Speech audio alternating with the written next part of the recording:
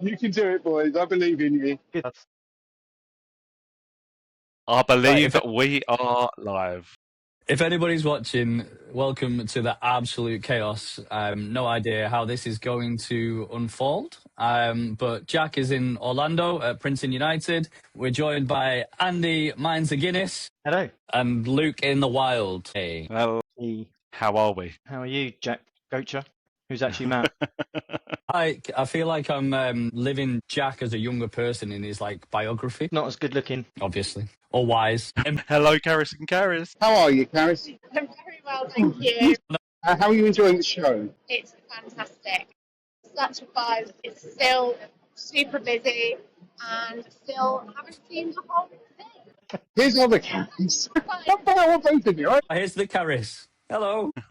How are you, Caris? I'm very well, thank you. What is your role at this show? So this week we are basically an extension or part of the communications team, helping Amanda and the rest of the team and the marketing guys who have been amazing. And also we also have some of our own clients here. So it's a very, very, very busy week of wearing different hats and not getting enough sleep, but loving it, but not a fedora. So Caris did something quite exciting yesterday. I did. Do you want to explain What it? did you do, Caris? So every year the Alliance and Expo host Student Day, where they welcome in a load of students from local colleges, the universities, and they give them a tour, different booths, participate, and it's just such an amazing way for them to kind of get an introduction to the industry. And I was helping to host the tours, so I spent the day with a group of students, and it was fantastic. Really enjoyed it. It was great to see them all walking around. I have to say, the Printing United people are really professional with them, aren't they? They're very cool. They're very cool. They're really good at doing this. Yeah, they were just so excited and really engaged, had a hit list of what they wanted to see. They were picking up all the print samples. There was a really big mix of designers, and a lot of the companies were also open to speaking to them about career opportunities as well, which was amazing. So they were getting in front of the big wigs that they would need to speak to that they'd never get in front of normally. So it was great. Does America have the same issue with the UK in terms of the next generation? And is that as much of a driver? Yeah, there's still definitely an aging workforce. There's a skills gap that's still the same overseas. I think they seem to, just from yesterday, be slightly ahead in terms of the participation with the colleges. The colleges seem to be a lot more on board. Printing United Alliance have an iLearning portal, which students can become members and they can have access to all these training kind of courses and things. And the lecturers and the teachers are very proactive with forwarding them all these courses that are available. So I think that's something that we could maybe see implemented more in the UK.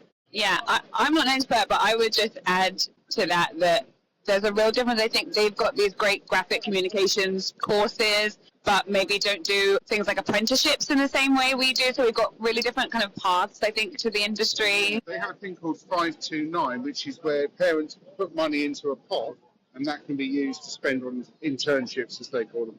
So there's stuff that we can take from there and implement into the UK then, yeah? It was really amazing to be part of it yesterday, and yeah, really motivating to see us all trying to get a new generation in the industry. And lots of women. There was my group. I had about 9 students, and there was about 60% were women. So that was amazing as well. That is amazing. And they participated in the Women in Print Alliance lunch too. I saw that the strapline is the most dynamic and comprehensive printing event in the world. Has it lived up to the hype? I would say so. I think it has every area of the print industry in one hall, which is quite impressive, and just the scale of the booths, the technology on show, it does such a buzz, and I think I would say so. I might be a bit biased. Obviously, there's been a couple of machinery releases, and Caris has been around the industry for a number of years, and in her time at Print Monthly and stuff. What has been the most exciting new bit of kit that Caris has seen? Good question. It's been interesting now I'm on the PR and communication side. I'm less at the forefront of those announcements. I'm kind of focusing on other areas of the event. But there's been a big Canon launch. There's a new XL Colorado. So I think that seemed to have garnered quite a big buzz. There's the HP launch just opposite us now. So I wouldn't be able to say which one's caught my eye, but there's definitely been a lot of kind of big announcements and launches at the show. That's what I can say. Yeah. the Canon one. So right at the start of the show on Wednesday, it was like the big turn. It was the first time it had ever been turned on, apparently. That's basically the Colorado M series, but it's a 3.2 meter version and it's hybrid. Yep. But whereas the smaller ones aren't, they're just roll to roll.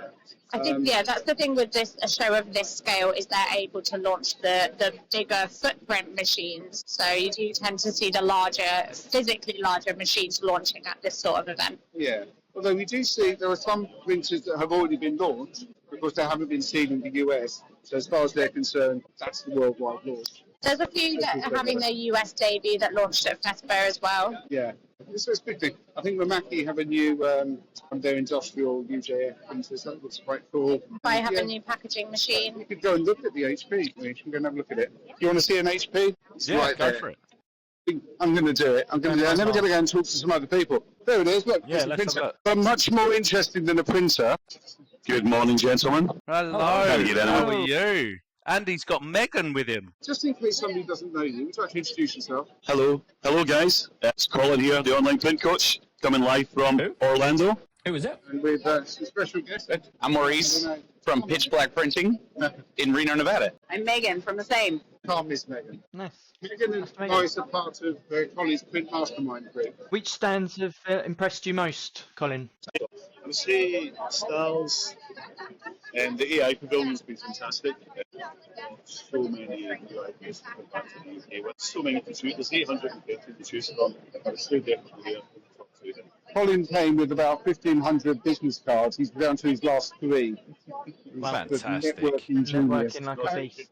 Maurice and Megan, I mean, you probably looked around a bit more than Colin has, actually. I'm going to try and get the angle right. What have you been here to look for? What's been impressive? To make things more efficient and just anything to help at all. Some of the stuff has been impressive. Canon versus the Arizona XL. Colorado. Yeah, that's if you look a good machine. Yeah, that's impressive. Yeah. Not the one. No, well, what do you? It's your traditional print company, aren't you? You sort of, Digital, small digital, we do some wide format and specialize in art prints and photography prints. And so there's a scene actually by the camp area that cool. Good. And the, They are tempted by the Arizona. What's going to take to get them to commit? What's going to make them invest? we would say I'll go and look at it. It is a big machine. It's 3.2. So. it is the size of a bus. So what large format do you have? We had a Canon image progress, but that thing we could get from Impasto on oil painting. They'd probably have to get the smaller if we were to get one. Cool. Oh, thanks for that. I'm going to go back to Colin. There you go, Colin. So Colin's you've got 5 podcasts you're recording today. Yeah. He's putting us to shame, guys. He churns out these podcasts. Yeah, no, it's been a crazy week. And the reason I've not been on the Expo floor is because we've been doing a lot of other things around. So Tuesday we had Media Day, which was full on, and we had 8 interviews on Tuesday with various OEMs around the show. Wednesday I was speaking and running a couple of the mastermind sessions called Spill the Ink. And then today's podcast day, so yeah, I've got 5 podcasts recording here in the booth just behind us there. You can just about see. So it's a really cool studio set up as well here. So yeah, it's going to be full on right till the end, but it's been amazing, hasn't it? It's incredible. The Spill the Ink is a really good innovation to have in the show. It's just a series of tables, sort of people like Colin being facilitators, a bit like the IPIA Big Breakfast thing, where and in real life, somebody brings a topic to the table, like, well, you've been in it. You explain a bit more what it is. Yeah, it's not dissimilar to what we do weekly in Print Mastermind as well, but yeah, we have 15 tables set up here, round tables for about 8. And each of the Expo All-Stars, myself included, become moderators on each table. There's a selection of things to discuss, which when people sit down, they can choose what they want to kind of pick from the list. And then we just moderate and facilitate that conversation. So, it's been amazing. A really good session yesterday. Some poor guy came and sat at my table who was also a business coach. So we had some really interesting conversations, but it was nice actually. Thoroughly enjoyed it.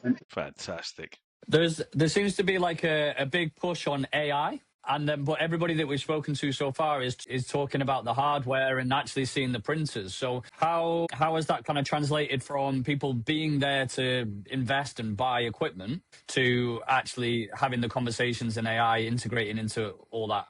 Yeah, I mean, it's been amazing. So there's a guy here called Steve Metcalf, who is an absolute AI genius. And the Alliance have kind of launched this AI printing consultancy as well. So I think for me yesterday the big takeaway was actually just identifying new tools that I hadn't even heard of before, and I'm going to be spending a lot of time in the plane and about playing about this as well. But yeah, listen, everyone's looking for ways to automate their processes and win back some time, and obviously just kind of have the ability to make more data-driven decisions. These guys should know what it is that allow them to do that. So obviously, better workflows, buy back some time, and get a bit more profitability into the business.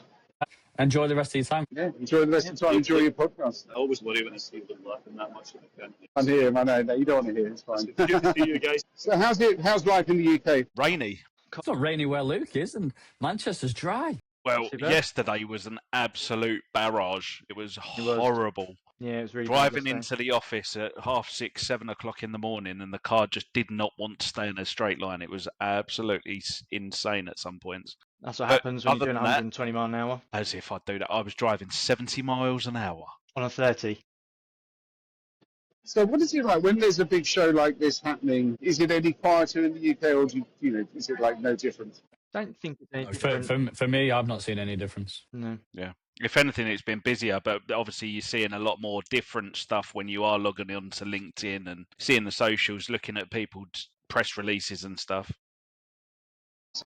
What are people saying about the state of print in over in Miami? Is it similar to what we're experiencing in the UK? Yeah, I mean, you mentioned AI, Matt. That's massive here, and I think the whole software space is the thing that seems to be what everyone's talking about.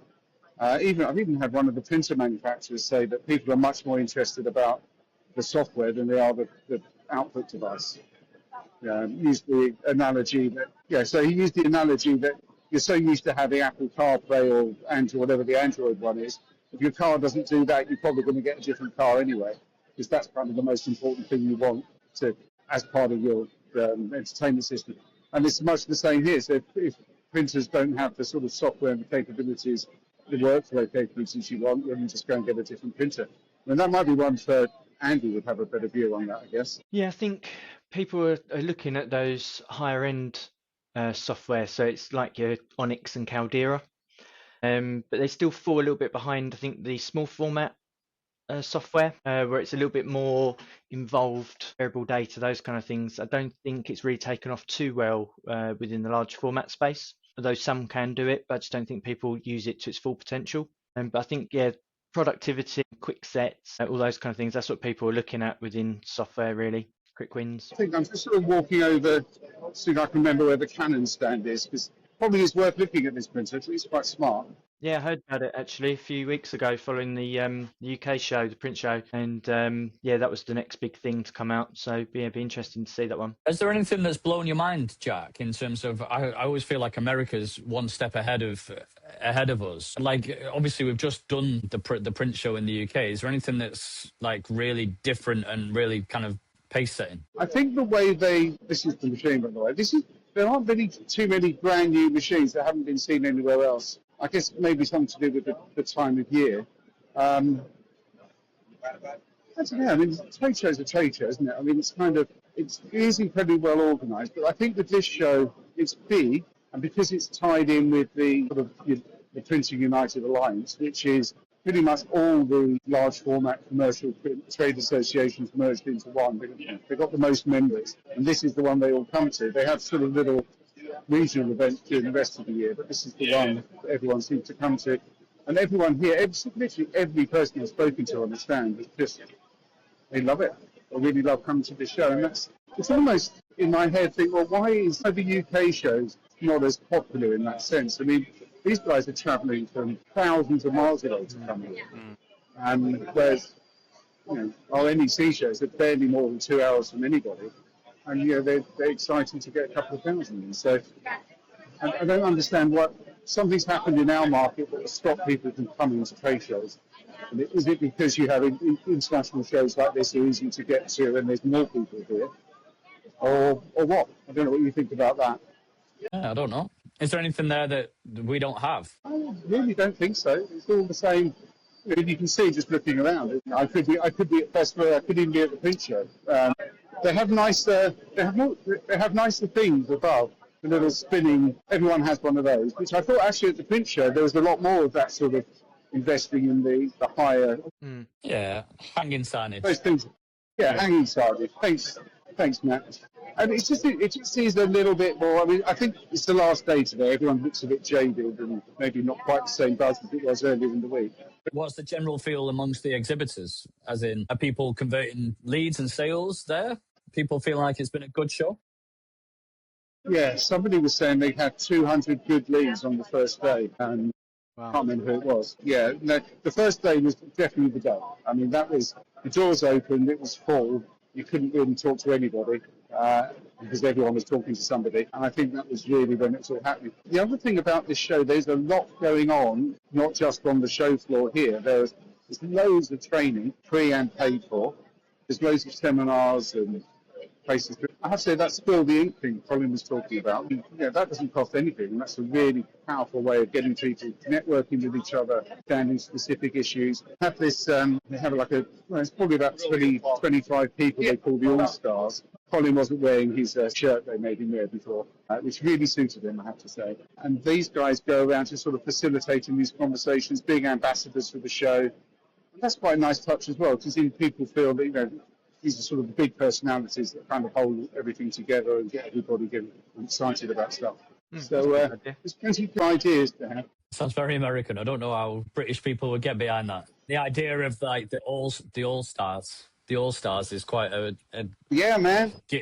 A bit gimmicky, isn't it?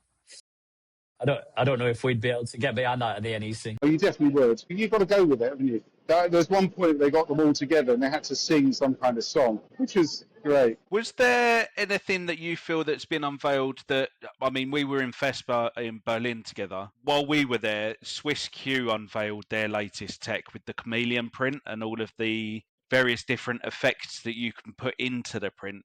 Is there anything that's on a scale to that, you believe? Yeah, I think, I'm still standing by the I think the Canon is that's probably the big announcement of the show. I don't know if you can see it. That's the standout one. That's the standout, I think. Right, okay. Possibly HP as well, but I think that's the main thing. Swiss Q Print don't do new announcements very often, so they are obviously launching that range here at this show. This is what I was saying.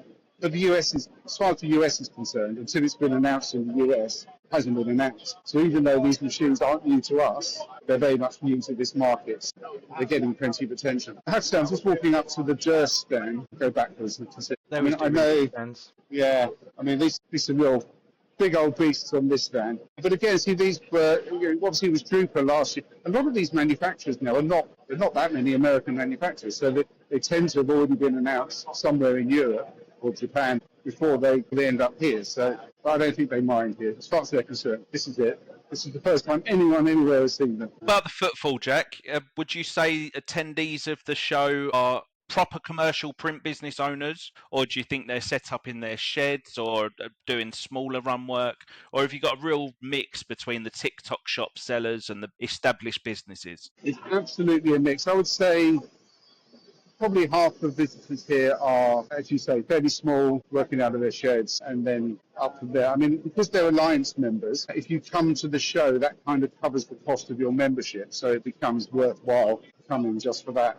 And they've got, thousands and thousands of members. Yeah, quite nice. I've stopped and spoken to a few, but those guys we spoke to before, Megan and Morris. I mean, that's very typical of the type of visitors we have here. In the UK, there seems to be, well, I know that there's a proper community. Maybe it's because it's a quarter the size of America market, but is there a sense of community and camaraderie and collaboration in America as well as what we see in the UK? Yeah, I would say it's a good question. It's hard to, I think when you're in this sort of media bubble and you do because you get to, with all the Printing United people, and they're very good at promoting Printing United. I mean, they interview well, they know what they're saying, they're really positive about what they're doing, and that's kind of infectious around people like me that are kind of involved in that part.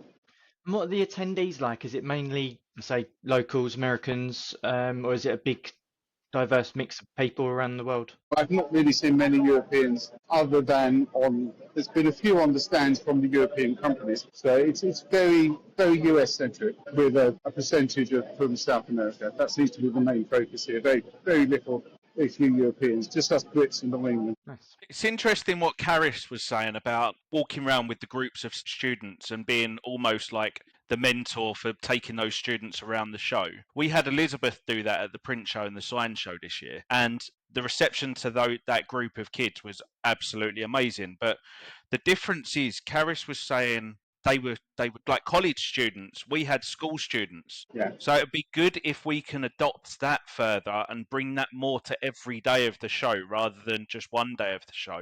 I'm not trying to put pressure on Elizabeth, but at the same time, it'd be good if there was more people doing having that driver. Well, I think you need both, don't you? You need to get to the school children to get a little bit of excitement for the industry going. But then by the time you get to college, or university, then you should be getting more focused on the industry you want to be in. But there should be better courses at these universities for kids to do to get them into the industry. I think from what Karis was saying, these kids have come from all over the country to come here. It's quite an investment for them. I think Epsom, Absolutely. They have a relationship with Nottingham University in their new setup.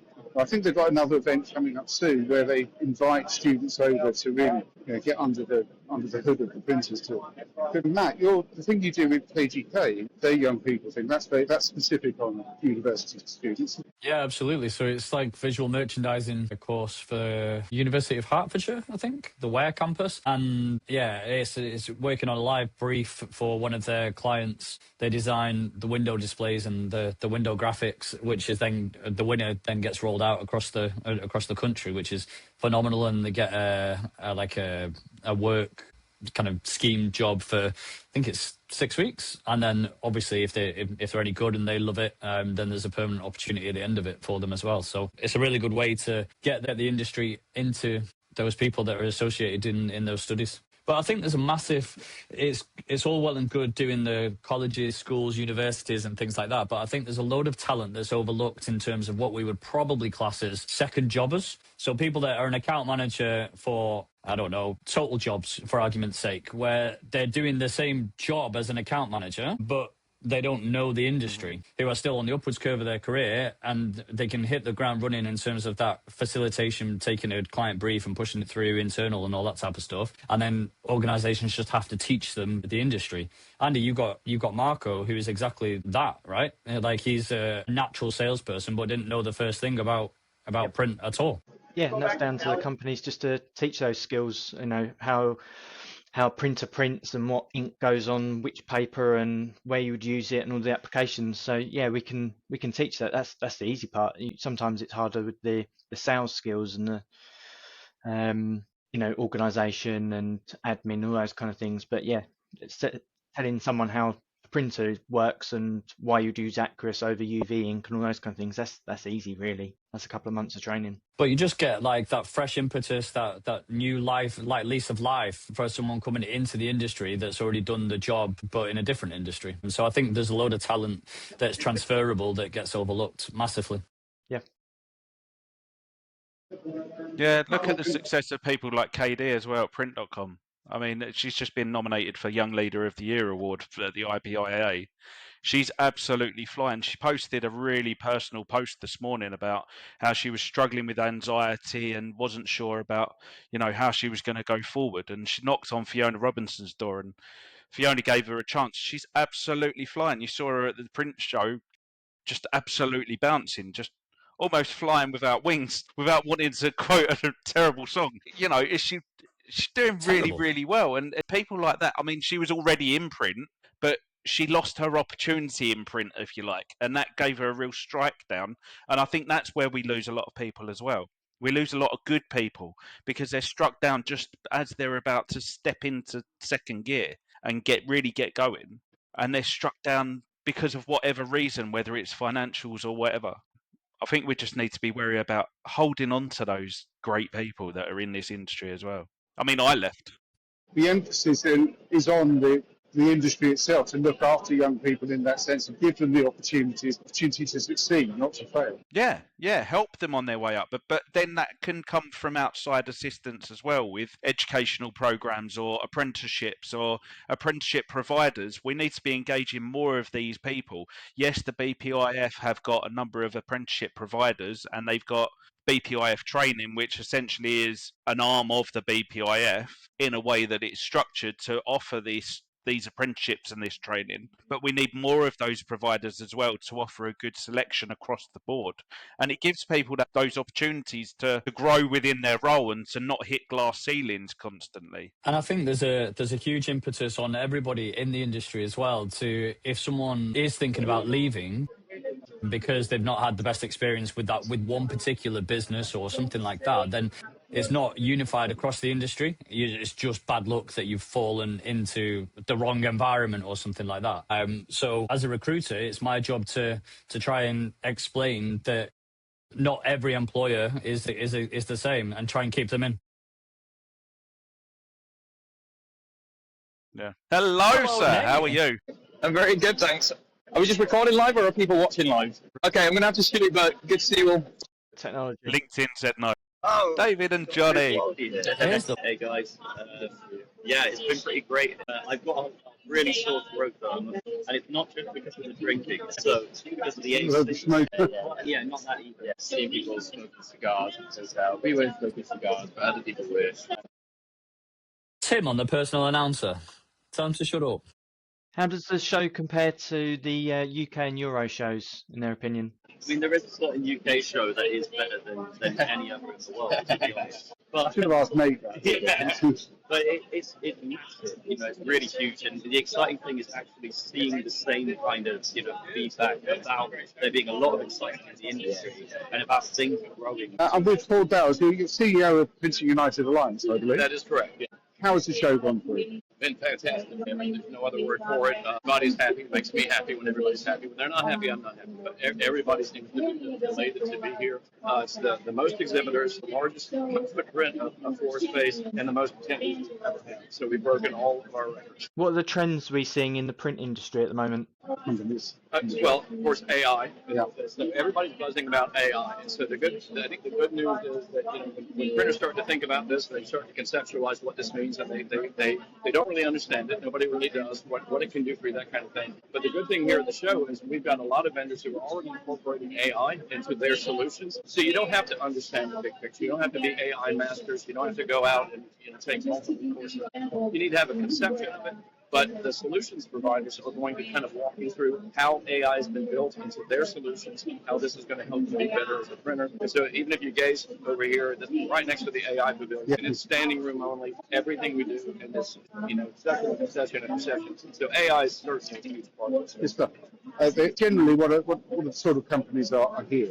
So in terms of the attendees Yeah. themselves, so we have apparel decorators, functional printers, you know, what we call industrial or functional printers, commercial printers, label and packaging, wide format signage. So this truly is under one roof, and every one of those communities this year, we brought more people in from each of those communities than any past year. So really it is, if you're in printing and you're looking at any adjacency next to you, what do I get into next? Whether you maybe do folding cartons and you think maybe labels is next, or I'm in commercial, maybe I want to do wide format signage. Those adjacencies are here to be discovered and plumbed and explored so that you can figure out how to grow your business best. So doing that in one show is the uniqueness of the expo. And so that's really what it is. So that's really, they are from every segment and stripe. Just seeing that from my experience here, but it is sort of North America, South America. Yeah. A few Europeans here, a lot of European manufacturers. How do you work internationally? How's that? Well, so through folks like you. So we have over 100 media folks from around the world here. And so our focus, you know, we don't have big lists of people outside of this area. So, but our international contingent is growing with each year, principally because we have very good media partners now. We've learned over the last 5 years how to work with media better than we have. We have Amanda, Amanda's is great at this sort of thing, building those relationships. So that's actually bringing in a lot more people from around the world, and these, of course, exhibitors as well, because this is a huge market. You know, but even for a lot of European manufacturers, this is their biggest market. So it's definitely bringing people over. We have an advantage over some shows because we're every year. You know, and a lot of the bigger shows are only every 3 or 4 years. So that's a little bit of an advantage. They don't have to necessarily wait for 3 years or 2 years for the next cycle of CapEx. So this gives them an opportunity to see something. So that's also bringing. Now it's the last day. How is he going to relax now the show's about to finish? So each day of the show, I get a little bit more informal. First day, suit and tie. Second day, good point. Yeah. Second day is it's a coat and slacks. Third day is jeans and sport coat. Today it's a polo and jeans. Tomorrow I'm going to be at home in my shorts and my t-shirt on the couch and just taking it all in, just kind of reflecting on how the week went. Fantastic. So Well done. what I'll do. Well done on the great show. Thanks a lot. Thanks for it too. I feel like that thing with the BBC or at the Oscars or whatever. Oh, there's somebody more important than you over there, and more famous than you. So you're going to rush over to that. So sorry. That's the big boss of the alliance. Great stuff. Great Brilliant. scoop that, Jack. Well done. Have you seen Deborah Korn and Kelly Malozzi out there yet? Oh, fantastic. Well, I did see Deborah Korn. She looked at me, screamed, stuck these antennas on my head. You know, she was pushing this trolley full of goodies and her radio stuff. Actually, no, she wasn't pushing it. A lady that I thought was Kelly, so I've only met Kelly once, but it wasn't Kelly, it was someone else. Which is a little bit embarrassing. But anyway, yeah, no, she was here and promoting Jam in the Food Room for us, which is very nice. So of course I probably get. So well done. My antennas are. I think I lost one of the things came out, so I only had one antenna. So there you go. Amazing. You're forgetting this is live. Jack, I've got a confession to make. Without you at the helm, it would not actually ended up going live, so we'll have to post it straight away. I don't know why it's not gone, but it's not. Oh, that's a shame. Okay, well, in that case, shall we? Is there anything else you want to ask, and then I'll go and post it. Good, mate. Lots of love. Have a nice day, y'all.